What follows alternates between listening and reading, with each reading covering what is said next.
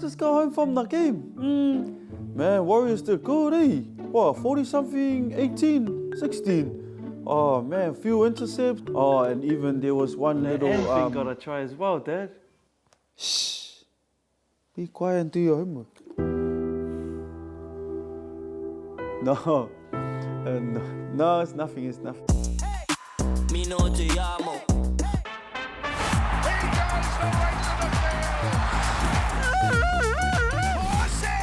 He's over! They get it out wide and they will score. This is incredible. That is as good as you will see.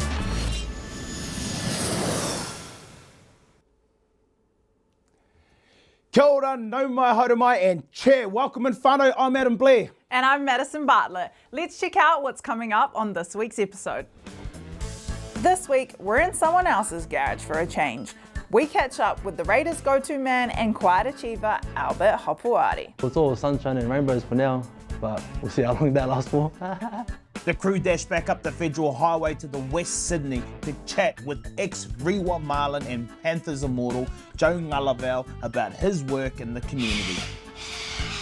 You know, Hop, ever since he came sat there, these birds started coming around. And the One New Zealand Warriors' scintillating form has been largely accredited to their defence, thanks in part to this week's guest, proud cookie Charnze Nicoll-Klokstad. Koro. Another awesome product of the Canberra Raiders. Can't wait to chat to Charnze. He plays for the Waz. But he came from the Raiders. I'm sick of talking about the Raiders, but they're doing really well. Let's check out some of these highlights. Hopefully some more Canberra Raiders. Try July started this week and Nico opened it up with this mean-ass shoey. The celebration is there. Nico Hines pulled the boot off, done the shoey. But the ref says don't drink and drive and rules it out. What a sad guy. Then Stafford shoots for the stars. You get it? Here comes Stafford Toa. Well, the dog knocked back. Oh, did he score or not? Too bad the dead ball line brought him back to earth. So, no. Sorry about it. You're a funny guy, Adam. Just like Uncle Raps when he showed he's been keeping up with the Ashes by paying tribute to Johnny Besko. Well, hello, 5,000 for sports bets coming. Here we go. We're at Edgbaston. Oh, the stumping. And the palm is there. Sorry about it.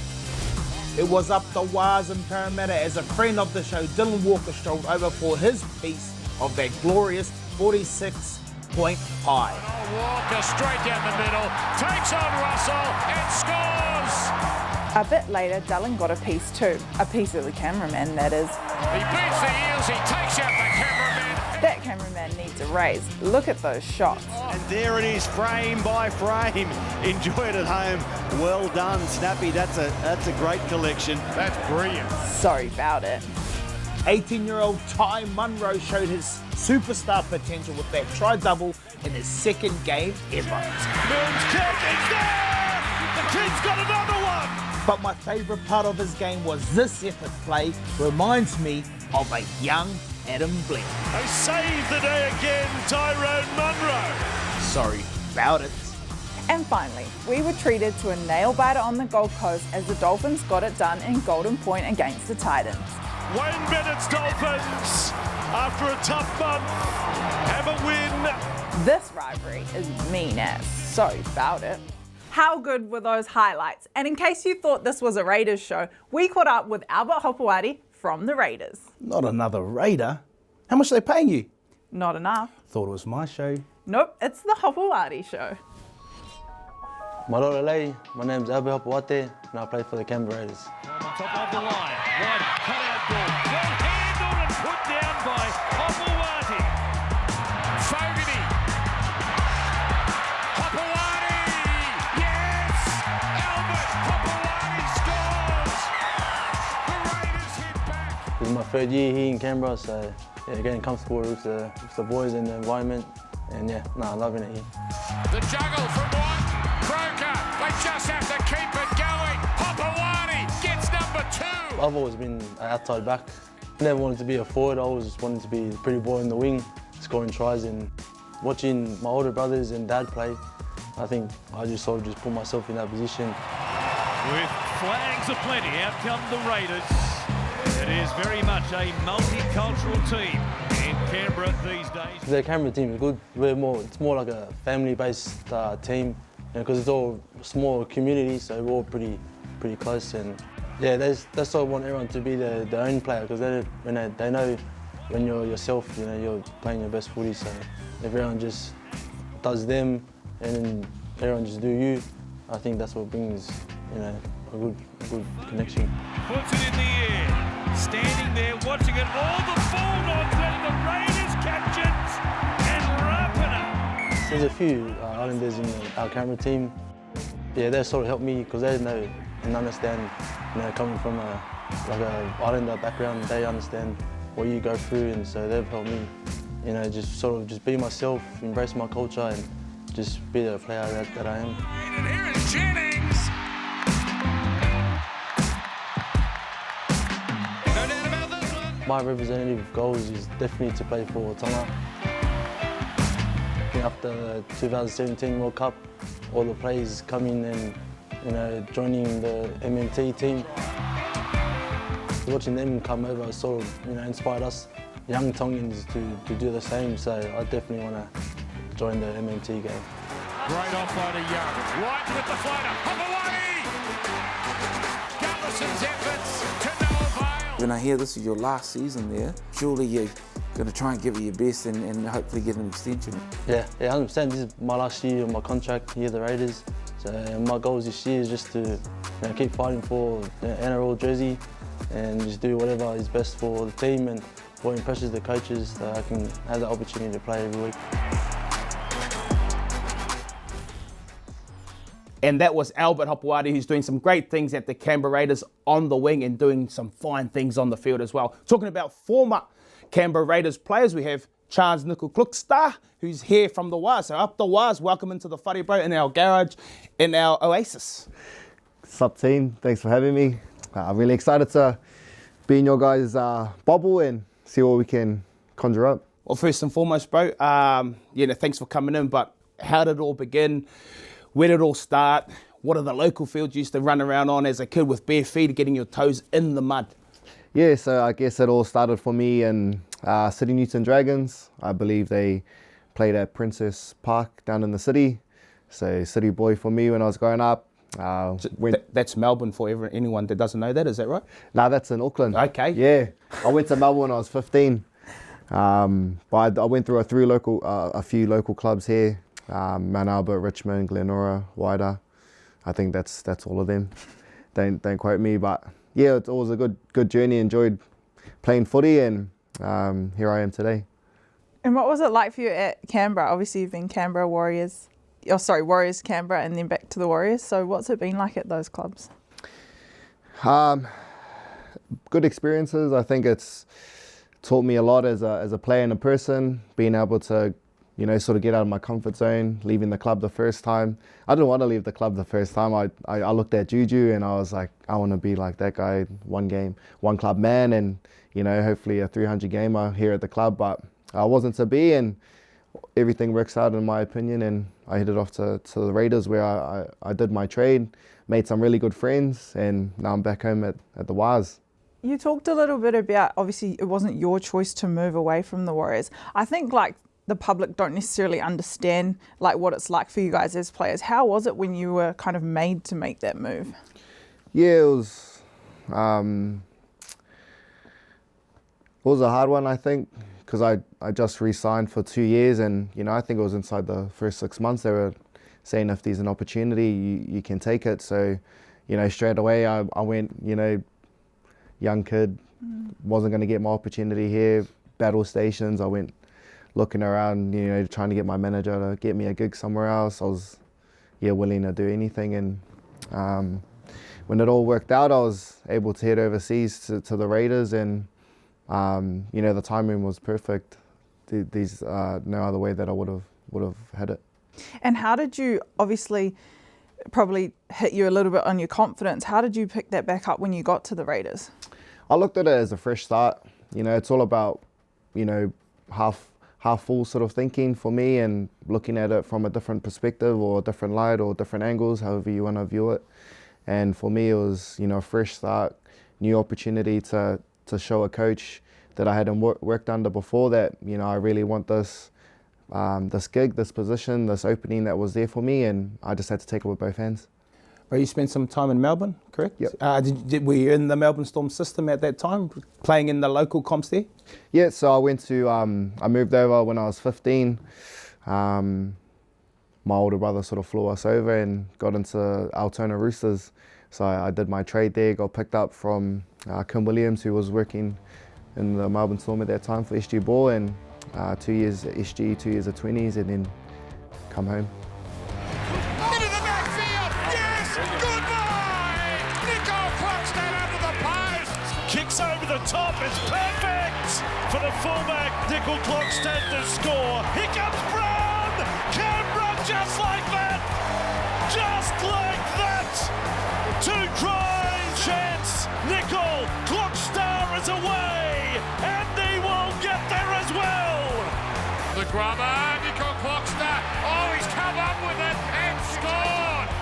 By Nicoll-Klokstad. Oh, this is close. He might have just done it. Goes himself and scores. Nicoll-Klokstad scores on his old home ground.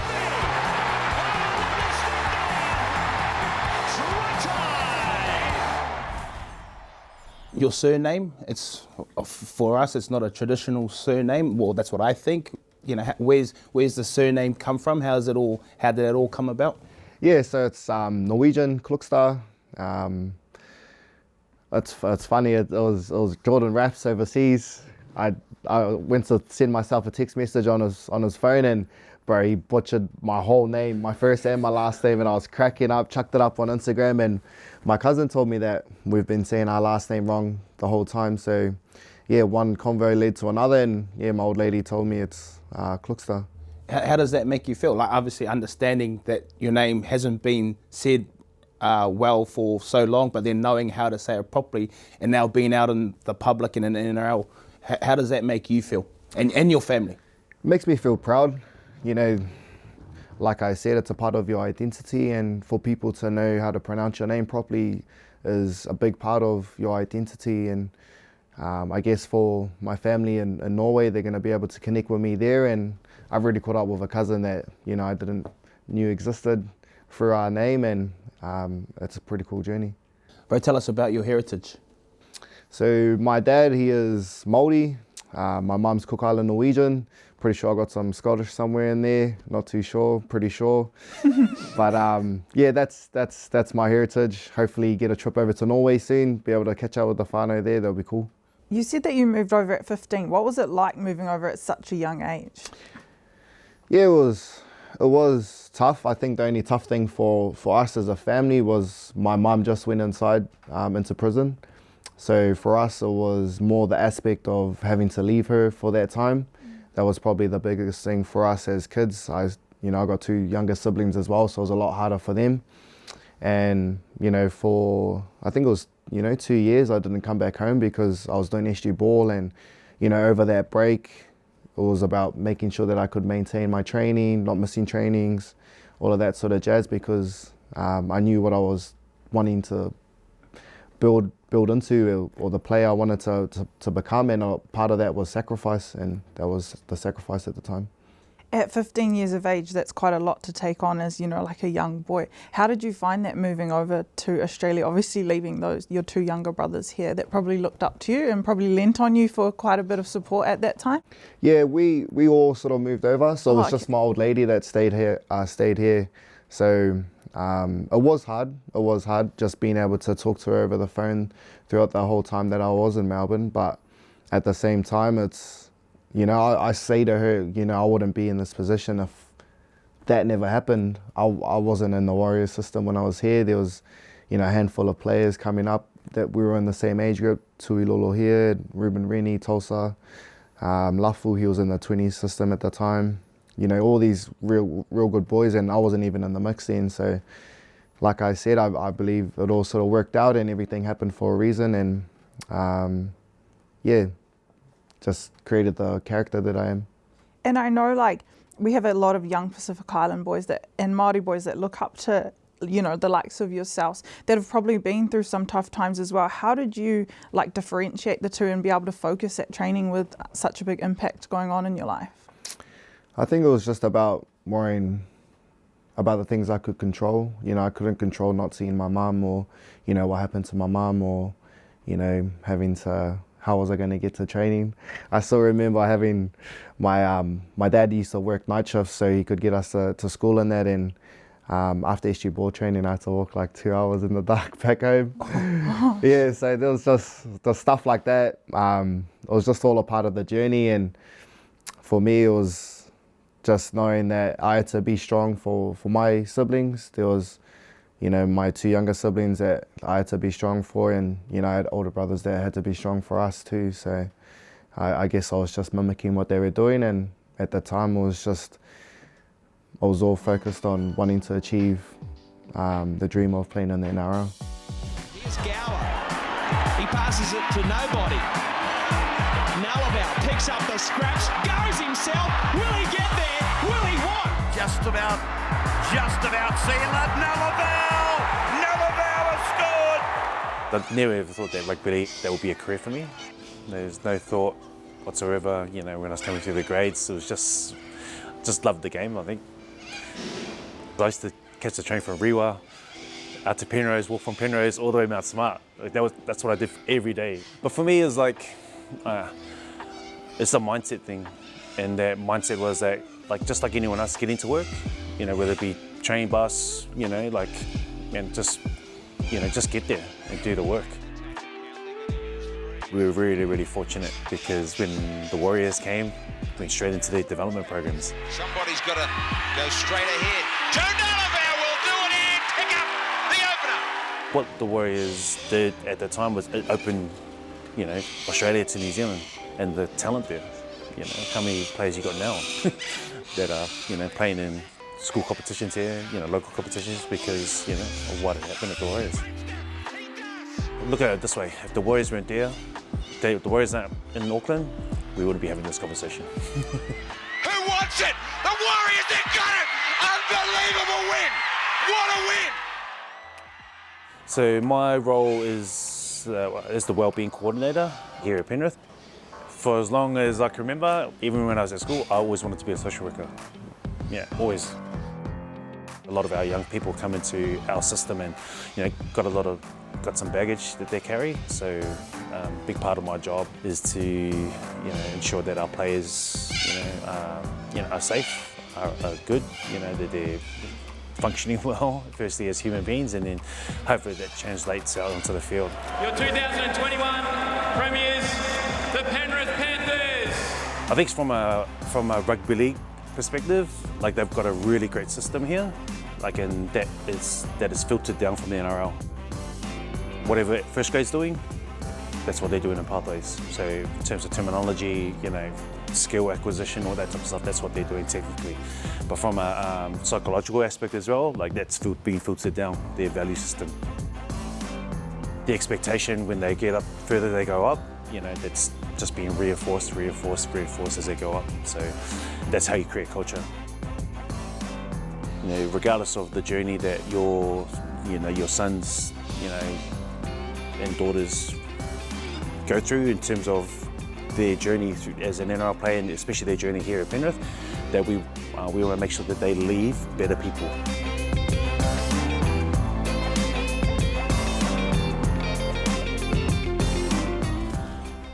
Right, being a professional athlete and playing in the NRL is tough. What do you do to enjoy yourself away from the spotlight? Don't tell me you play golf. So there was a time where I was playing golf. Bet it was when you were in Canberra. They all seem to play golf. Yeah, all the boys over there love playing golf. We live just down the road from a golf course, so it was you would be stupid not to go down there. Me and the wifey just go down there, shank a few balls, and the last ball will always get you to come back the next day. But just hanging out with my wife, bro, she's a massive part of who I am, and trying to, I guess, sort out stuff for post-career footy, because it comes fast. Man, I've been, SG ball was I'm 27 now, so it was 11 years ago, and 5 feels like it's gone fast, so fast. So yeah, just trying to sort out that stuff, I guess. But what do you do for, I guess, again, like you said, the footy career doesn't go forever. What do you do outside football to look after yourself? Yeah, I guess it goes back to my wife again. It's making sure that, you know, her and I are on the same level, making sure that we're filling each other's cups. Like to make sure that, you know, I'm happy. It all starts with self. You can't help others if you're not helping yourself. So just making sure I'm doing the things that I enjoy, you know, watching some cartoons, doing ice baths. What, Tom and Jerry? They're not around anymore, so okay, probably my not. bad. Holy, I'm crusty as. Keep going. Cuddle. Keep going.